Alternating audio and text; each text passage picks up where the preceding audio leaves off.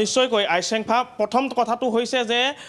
অসমৰ পৰা জুবিন গাৰ্গ ছিংগাপুৰ গৈছিল তাতে ছিংগাপুৰৰ যিসকল অভিযুক্ত প্ৰবাসী অসমীয়া আছিল সেই অভিযুক্ত প্ৰবাসী অসমীয়াই ইয়তত তেওঁলোকে উঠি জুবিন গাৰ্গৰ সৈতে যি উন্মাদনা খুৰাৰ ৰাগীত মাতাল হৈ যি উন্মাদনা কৰিছিল সেইখিনি কৰিবলৈ তেওঁলোকৰ কোনো ধৰণৰ এক পলকো তেওঁলোকে ভাবি নাচালে কিন্তু জুবিন গাৰ্গৰ যেতিয়া মৃত্যু হৈ গ'ল তাৰ পাছত তেওঁলোকে অসমৰ যি তদন্তকাৰী দল আছে SIT গঠন কৰি দিলে সেই SITয়ে আহ্বান জনাইছিল যে তেওঁলোকক যে অসমলৈ আহি তেওঁলোকে তদন্তত সহযোগিতা কৰক আৰু জুবিন গাৰ্গ মৰি গ'ল বা জুবিন গাৰ্গৰ মৃত্যু হৈ গ'ল তাৰ পাছত যেন অসম এছ'চিয়েশ্যন ছিংগাপুৰ অসম এছ'চিয়েশ্যনৰ কোনো ধৰণৰ গাত লাগাই নাই গোটেই বিষয়টো এনেধৰণৰ গোটেই বিষয়টো বৰ্তমান সন্দেহ কৰা হৈছে আৰু যিহেতু ছিংগাপুৰ এছ'চিয়েশ্যনৰ 11গৰাকীৰ বিৰুদ্ধে কালি লতাশিল থানাত এখন এজাহাৰ দাখিল কৰিছিল মই পুনৰ 11গৰাকী যি ব্যক্তি আছিল সেই 11গৰাকী অভিযুক্ত ব্যক্তিৰ নাম মই এই মুহূৰ্তত উল্লেখ কৰিব বিচাৰিছোঁ যিহেতু ছিংগাপুৰ অসম এছ'চিয়েশ্যনৰ 11জন ব্যক্তিৰ বিৰুদ্ধে লতাশিল থানাত এজাহাৰ দাখিল কৰা হৈছে আৰু অধিবক্তা হৃদয় শৰ্মাই দাখিল কৰিছিল এখন এজাহাৰ আৰু এজাহাৰত নাম উল্লেখ আছিল ইয়তত থকা অভিমন্যু তালুকদাৰ অত্ৰেয়ী বৰঠাকুৰ দিগন্ত কুমাৰ দাস দেৱজ্যোতি হাজৰিকা এইগৰাকী দেৱজ্যোতি দাসো ইয়তত থকা আছিলে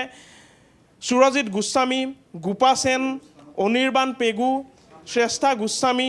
ৰক্তিম হাজৰিকা নিশাত ফাৰহিন ইছলাম পাৰিজাত বৰা এই যি 11গৰাকীৰ ব্যক্তিৰ নাম উল্লেখ কৰিলোঁ ইয়াৰে কেইবাগৰাকীও ইয়তত আছিল আৰু ইয়তত কোনসকল আছিল ইয়তত থকা সকলৰ যদি মই নাম উল্লেখ কৰোঁ যে অভিমন্যু তালুকদাৰ যিগৰাকীৰ নাম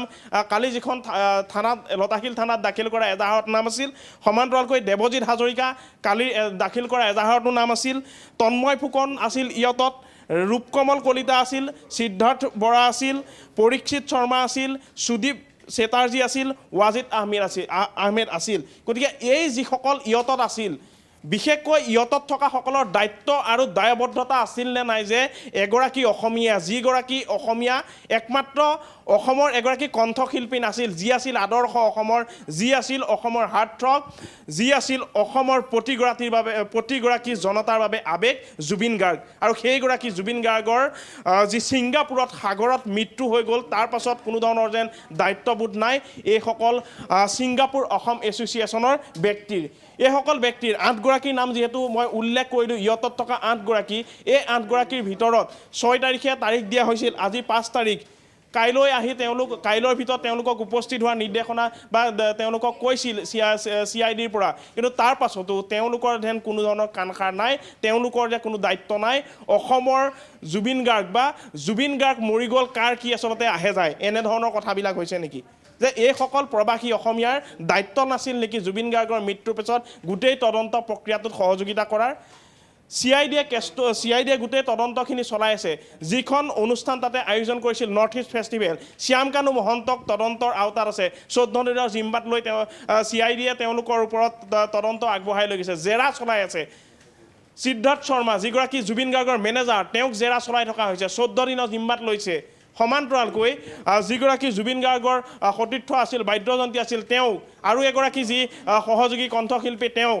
4গৰাকী ব্যক্তিক জেৰা চলাই থকা হৈছে কিন্তু এইসকল ইয়তত উপস্থিত থকা যিসকলে উন্মাদনা কৰিছিল খুৰাৰ ৰাগীত মাতাল হৈছিল গাহৰি মাংসৰ কথা কৈছিল আৰু এইসকলৰ কোনো ধৰণৰ বৰ্তমান সময়ত আমি পুনৰ আপোনাৰ ওচৰলৈ যাম এই মুহূৰ্তত আপোনাক ধন্যবাদ জ্ঞাপন কৰিছোঁ আৰু এয়াই হৈছে আসাম এছ'চিয়েশ্যনৰ সেইসকল সদস্য যিসকলে জুবিন গাৰ্গৰ সৈতে সেই সময়ত খুব আনন্দ ফূৰ্তি কৰিছিল তেওঁলোকে খুৰাৰ ৰাগীত মাতাল হৈ উন্মাদ হৈ পৰিছিল কিন্তু জুবিন গাৰ্গৰ মৃত্যুৰ পাছত তেওঁলোকৰ চৰম দায়িত্বজ্ঞানহীনতাৰ তেওঁলোকে পৰিচয় দিছে অসমৰ হাৰ্টথ্ৰব অসমৰ হিয়াৰমথু জুবিন গাৰ্গৰ মৃত্যু হৈ গ'ল কিন্তু তেওঁলোকে জুবিন গাৰ্গৰ মৃত্যুৰ ৰহস্য ভেদ কৰিবলৈ তেওঁলোকে চেষ্টা কৰা নাই অথবা জুবিন গাৰ্গৰ মৃত্যুৰ যি তদন্ত অসমত চলি আছে সেই তদন্তত তেওঁলোকৰ কোনো ধৰণৰ সহযোগিতা তেওঁলোকে কৰিব বিচৰা নাই তেওঁলোকৰ কোনো ধৰণৰ সঁহাৰি নাই আচলতে CIDৰ আহ্বানৰ প্ৰতি